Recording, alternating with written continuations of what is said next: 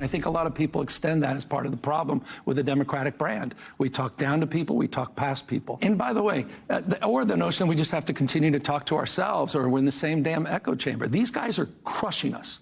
The Democratic brand is toxic right now. Democrats, we tend to be a little more judgmental than we should be. This notion of cancel culture, you've been living it. You've been on the receiving end of it for years and years and years. That's real. And Democrats need to own up to that. They've got to mature about this.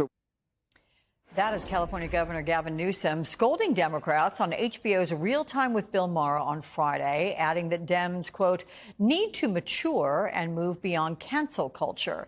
Newsom has made a point of talking with far-right Trump supporters like Steve Bannon and Charlie Kirk on his new podcast.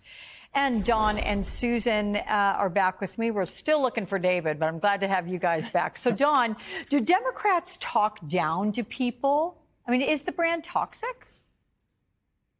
I mean, the brand is unfavorable right now, but I wouldn't call it toxic because we still stand for the right policies that work for American families. Let's be clear about something. You know, Susan, I like to stay out of the horse race of who's running for what, but let's not just do the knee-jerk thing as Democrats and replace Kamala Harris with this lefty bro model led by the Rahm Emanuels and Gavin Newsoms of the world. Gavin Newsom is not the guy, even if you're looking for this more muscular version of a Democratic Party that speaks somehow to men. Gavin Newsom is extraordinarily beholden to high-moneyed interests. The environmental community doesn't love him if you're really a progressive out in California. And to be clear, for a guy with as large of a platform as Gavin Newsom has, to immediately come out the box and share it with Charlie Kirk and elevate Steve Bannon, that's the toxic opinion. So Gavin Newsom has lost a tremendous amount of credibility with me. And I know he's going to have a ton of money and be in the mix for 28, but he's not the guy by any stretch of the imagination if you're a true progressive. I'm curious what your reaction is to what he said, Susan. Also, the echo chambers, what was he referring to? Gavin Newsom, I mean, and this type of rhetoric, could it help him at all in a potential presidential race? No, because the problem with Gavin Newsom is he is a Democratic governor with a Democratic legislature, with Democrats in all of the big cities in California. And what has he done? That's what I think the Democrats need to start doing. You're angry about affordable housing, as I am, but go do something about it. If you're a governor of a state, where are the receipts? What has he done?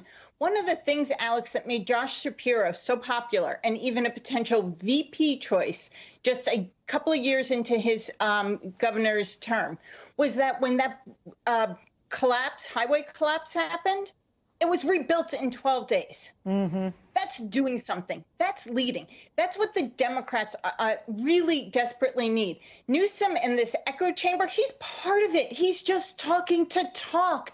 There's no proof for his ideas working. He has the platform, as Don said, and he doesn't use it for anything except himself. Let's go to the new NBC News Deciders Focus Group. We checked in with African-American male voters who voted for Trump in swing states. And here's a short clip of their view on Trump and on the Democratic Party. Take a listen, guys.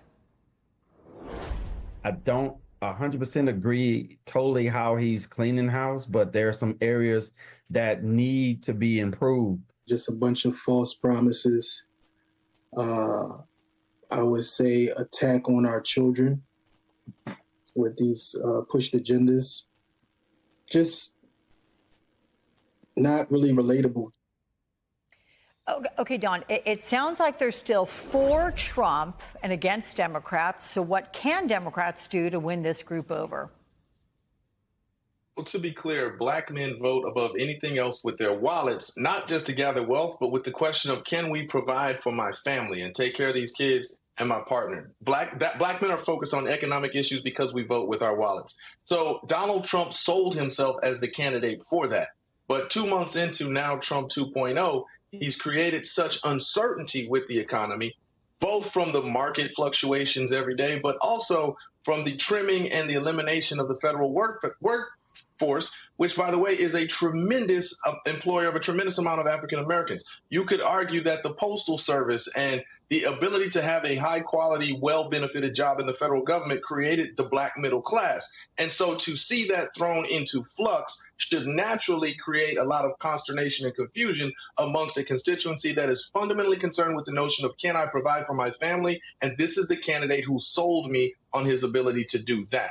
So I don't know what Democrats can do, but I do think that stopping the uncertainty of reducing the federal workforce and stopping the uncertainty of these market fluctuations is a kitchen table, dollars in pocket issue, which will resonate with black men.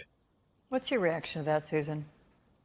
Well, I can't speak from that perspective, as Don can, but I think what's important to really look at and touch upon what Don said was these are voters who wanted change and want to see results. Donald Trump, maybe, you know what, maybe he is onto something. But if he is, when it comes to the economy, it's 5-10 years off. And maybe MAGA supporters will stay around for Trump and support him over the next 4 years. But voters, like you just showed, they like Don said, they vote with their wallets. So show me something. Don't get my family members fired or myself fired. This is not good for the economy. So when Donald Trump says there's going to be some pain, those voters who needed help realize they're not going to get it. And that's why 2026 is it's going to be such an interesting election to watch. Yeah. Hey, Don, can we quickly talk about Homeland Security Secretary Kristi Noem's trip to that Supermax El Salvador jail and making a social media video using heavily tattooed inmates as kind of a wallpaper behind her? What was that about? What was the point? You win people over to your side from a policy argument when you begin to dehumanize the victims. I can't even really look at this video, and I have tried to avoid it because what you see are hundreds, if not dozens, if not hundreds of humans right there being literally objectified and dehumanized for political ends. You know, this, you have to remember, we laughed about it last summer when we talked about it, but this is the same person who shot her dog in cold blood. So, you know, as much as folks love dogs, it just kind of shows her respect for human life, particularly when it's not white American human life.